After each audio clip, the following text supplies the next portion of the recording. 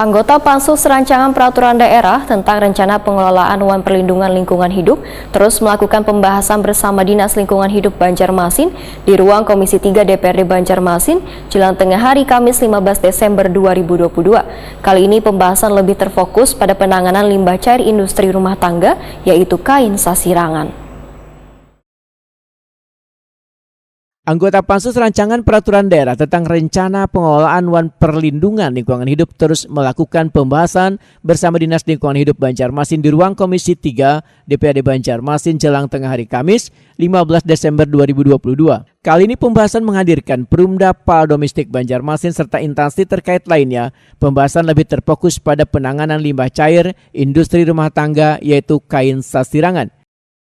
Adalah mengenai limbah, mengenai sampah. Ini kalau lu lihat sekarang sampah sudah ada yang namanya bank sampah.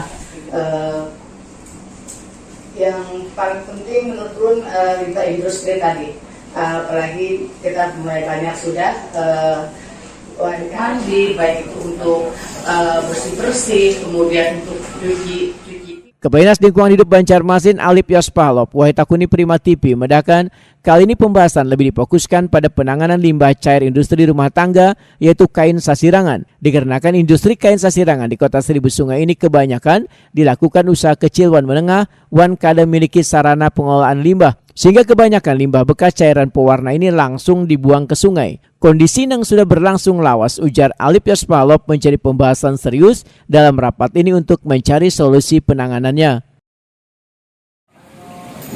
Pengelola sasirangan ini adalah UMKM, dan kalau itu harus kita lakukan pengetatan secara ini, mereka juga akan mati gitu.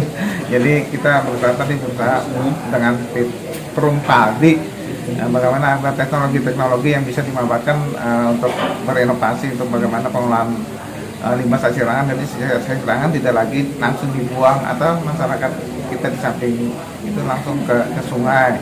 Jadi kan itu sangat merusak lingkungan karena mesti ada bahan-bahan kimia yang kita lepaskan ke sungai. Emang selama ini dibuang ke sungai langsung atau gimana Pak?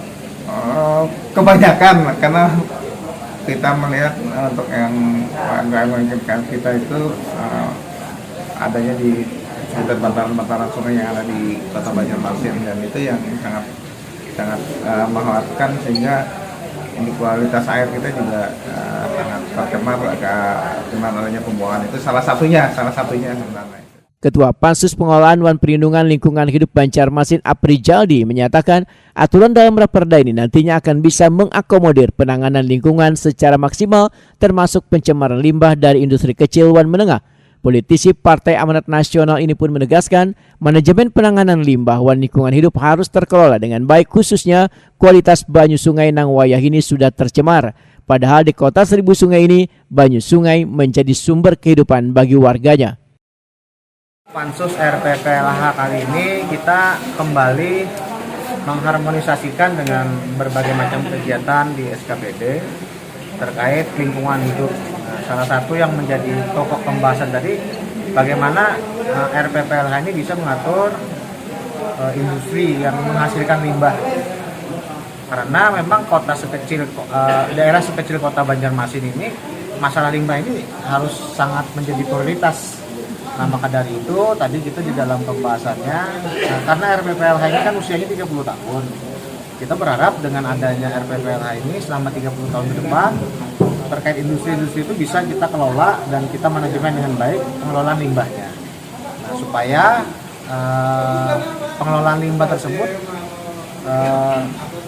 tanpa mengurangi antusias para UMKM, namun tetap ramah lingkungan, maksudnya seperti itu. Jadi UMKM atau industri tetap bergerak, tapi lingkungan juga tetap terjaga. Nah, ini kita masih bagaimana mengelola manajemennya. Makanya tadi kan di situ yang Apri Jaldi menambahkan, Raperda Pengelolaan Wan Perlindungan Lingkungan Hidup Banjarmasin wacananya bisa terselesaikan di akhir tahun 2022 ini serta diparipurnakan untuk menjadi peraturan daerah.